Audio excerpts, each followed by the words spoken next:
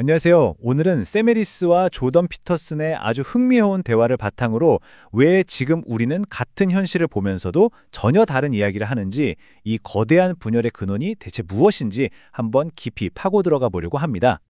자, 이걸로 한번 시작해 볼까요? 샘 해리스의 말입니다. 정보 환경을 산산조각낸 방식으로 인해 우리가 스스로를 통치 불가능하게 만들었다는 점이 점점 더 우려됩니다. 정말 강력한 말이죠.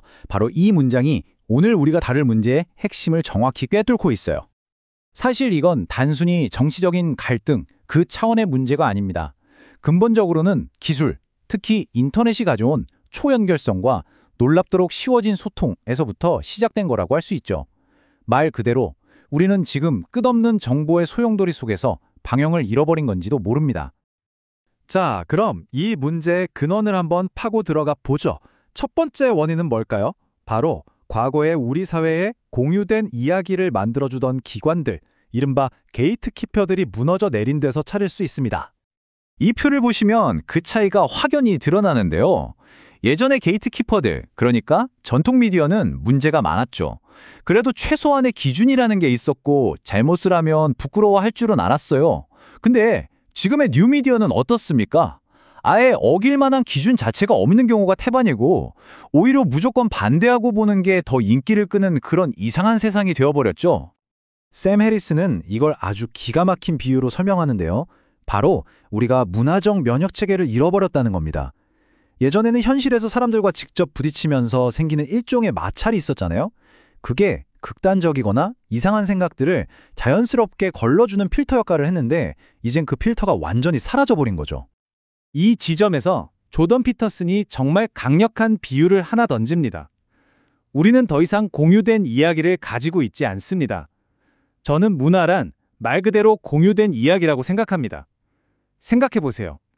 모두가 함께 믿고 이야기하는 스토리가 없다면 그걸 과연 하나의 문화라고 부를 수 있을까요? 피터슨은 이걸 현대판 바벨탑에 빗대어 설명하는데요. 한번 들어보세요. 첫째, 우리 문화가 자기과시 같은 잘못된 목표를 향하기 시작하면, 둘째, 우리가 쓰는 단어들 자체의 공유된 의미가 흔들리기 시작하고요. 그럼 어떻게 될까요?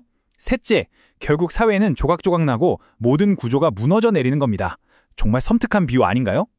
자, 지금까지는 왜 이런 현상이 일어났는지 그 배경을 살펴봤고요.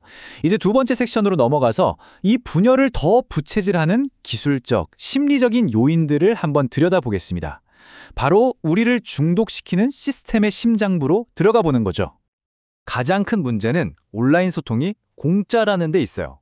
근데 이게 정말 공짜일까요? 전혀 아니죠. 피터슨의 말처럼 비용이 제로가 되자 버려진 자원의 기생충이 들끓듯 온갖 악의적인 존재들이 몰려들기 시작한 겁니다. 특히 익명성이라는 가면 뒤에 숨어서 사이코패스나 약탈자들이 마음껏 날뛸 수 있는 말 그대로 완벽한 놀이터가 된 셈입니다. 그 결과는요? 보시다시피 봇과 악플러들이 판치는 세상이 된 거죠. 해리스는 이 문제의 아주 상징적인 인물, 심지어 최초 감염자라고까지 표현하는데요. 바로 일론 머스크를 지목합니다. 아무리 똑똑하고 강한 사람이라도 이 소셜미디어라는 중독성 강한 시스템 안에서 어떻게 무너질 수 있는지를 보여주는 대표적인 사례라는 거죠. 여기서 우리가 꼭 알아야 할 중요한 심리학 개념이 하나 나옵니다. 바로 기본적 귀인 오류라는 건데요. 쉽게 말해서 우리가 온라인에서 누군가의 이상한 행동을 보면 저 플랫폼이 사람을 저렇게 만드는구나 라고 생각하기보다는 그냥 저 사람 원래 이상한 사람이네 하고 성격 탓을 해버린다는 거예요. 우리 모두가 빠지기 쉬운 함정이죠. 자, 그럼 다시 한번 물어보죠. 이게 과연 그 사람 개인의 문제일까요? 아니면 플랫폼의 문제일까요? 어쩌면 X, 그러니까 예전 트위터 같은 플랫폼들이 미래의 더 큰 가치를 희생하면서 눈앞에 즉각적인 만족감만 줬는 그런 사이코패스적인 행동을 하도록 우리를 유도하고 있는 건 아닐까요? 해리스는 자기 경험을 빌려서 이걸 주머니 속의 디지털 뱀이라고 표현해요. 정말 소름 돋는 비유죠. 굳이 나쁜 컨텐츠를 보지 않더라도 이 뱀이 계속해서 우리 삶에 끼어들어서 집중력을 조각내고 결국엔 우리의 소중한 주의력을 끔찍하게 낭비하게 만든다는 겁니다. 자, 문제의 심각성은 충분히 알겠습니다. 그럼 해결책은 있을까요? 희망은 있는 걸까요? 마지막 섹션에서는 이 절망적인 상황에서 우리가 어떻게 빠져나올 수 있을지 그 해독제를 찾아보겠습니다. 여기서 가장 중요한 교훈은 이겁니다. 예전에 낡은 시스템이 실패했다고 해서 기준 자체를 버리는 건 답이 아니라는 거예요.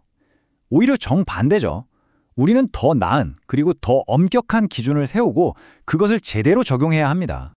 그럼 구체적으로 어떻게 해야 할까요? 바로 필요한 지연을 만드는 겁니다. 지금 플랫폼들은 1초 만에 내 생각을 전 세계에 퍼뜨릴 수 있게 하잖아요. 근데 우리 뇌는 애초에 그런 엄청난 책임을 감당하도록 설계되지 않았어요. 그래서 피터슨이 말한 것처럼 충동적으로 반응하기 전에 한 번 더 생각할 시간을 벌어주는 중간 장치가 반드시 필요하다는 겁니다. 궁극적으로 우리가 지향해야 할 목표는 바로 이거예요. 우리가 서로 잘 모르는 사이라도 쉽게 협력하고 서로를 믿을 수 있게 만드는 그런 시스템과 문화를 만드는 것. 우리가 굳이 애쓰지 않아도 자연스럽게 가장 좋은 모습의 나가 될 수 있도록 도와주는 그런 환경을 만드는 거죠. 자, 오늘 긴 이야기의 마무리는 이 질문을 여러분께 직접 던지면서 끝내려고 합니다. 이 정보가 홍수처럼 쏟아지는 세상 속에서 여러분의 소중한 주의력을 지키기 위한 여러분만의 안전장치는 무엇인가요? 이 질문에 대해 한 번쯤 깊이 생각해 보시는 계기가 되었으면 좋겠습니다.